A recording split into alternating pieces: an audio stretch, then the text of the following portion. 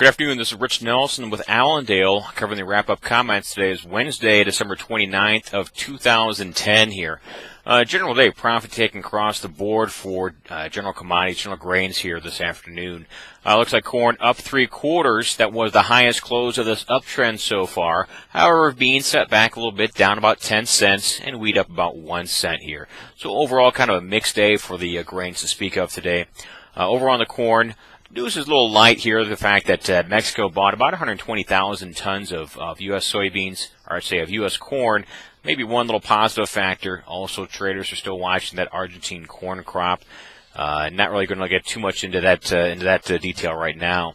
Over on the bean side, midday updates for the weather guys told us maybe a little more rain set up for Argentina here than expected. Keep in mind these are not any drought-ending rains. These are some light rains that weren't expected or weren't talked about on the morning forecast.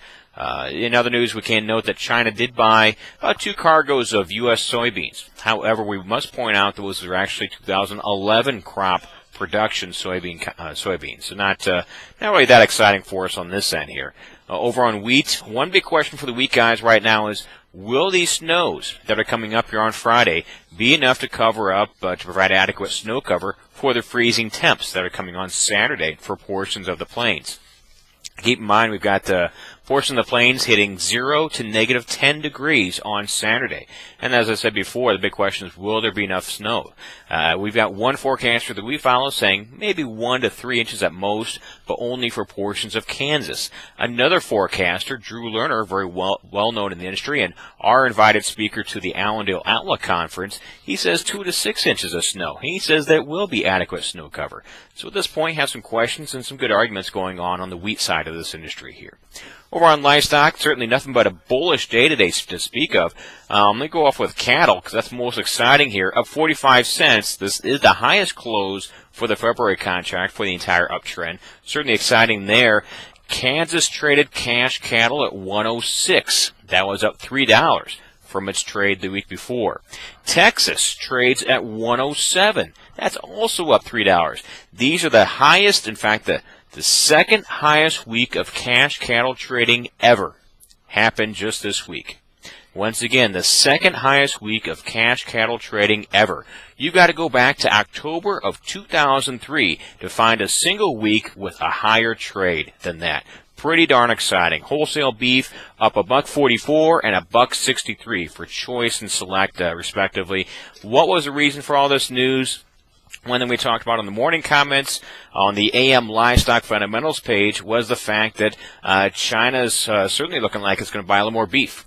Keep in mind, being realistic, China buys only a very small portion of beef, so even a 20% or a 30% increase over that, it's almost still nothing. However, it's exciting to the trade, certainly exciting to the mindset of this industry. So good exports combined with what looks to be a good year for U.S. consumer demand in 2011 has this market rocking. Very exciting right now on the cattle side here. Keep in mind, like I said, second highest cash cattle trade ever was seen here this week. That October 2003, that was a 108 sale. So very exciting news on the cattle side. Hogs up 97 cents here today. Hogs did also receive a little bit carryover support from that China news. Most of that the China story was carried over with beef. However, certainly pork is going to get some benefit. Bottom line, China is certainly a much bigger consumer of pork rather than beef here. So that's why they carried over a little excitement on that side. Also of interest, cash hogs continue to trade a little better than expected.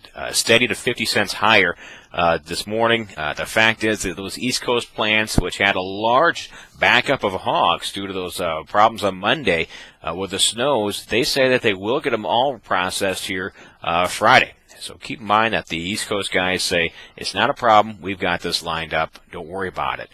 More importantly for the hogs and the stories and news, actually take a look at the charts. If you guys who have followed some charts or if you have a broker that maybe knows charts a little better than yourself, please ask them or please look up the bull flag formation. You're going to see quite an interesting formation here on the February hog chart. A bull flag formation. Looks like we're completing the second phase of this breakout move here now, which could imply a little further trade. We'll talk about this a little more in further commentaries.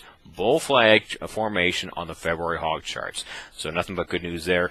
One thing we can speak of for the bigger picture, at our conference, we'll be covering all kinds of issues here, and in the coming weeks we will slowly talk about a little more of these issues here on our wrap-up commentaries and such. One big argument right now is CRP. For you guys who subscribe to our research, you can take a look at the corn commentary tonight and see a neat chart of what's going on with CRP acres, which are for the fall of 2010, which applies to planning for 2011.